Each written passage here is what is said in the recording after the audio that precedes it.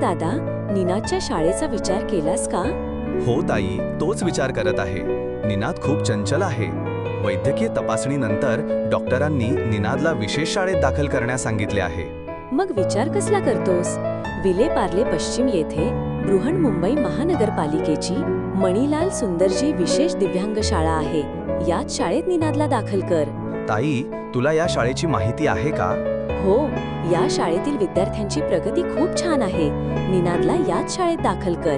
शाळेचे प्रवेश जाहिरात पोस्टर आहे, ते वाच आणि याच शाळेत दाखल करण्याचा निर्णय घे.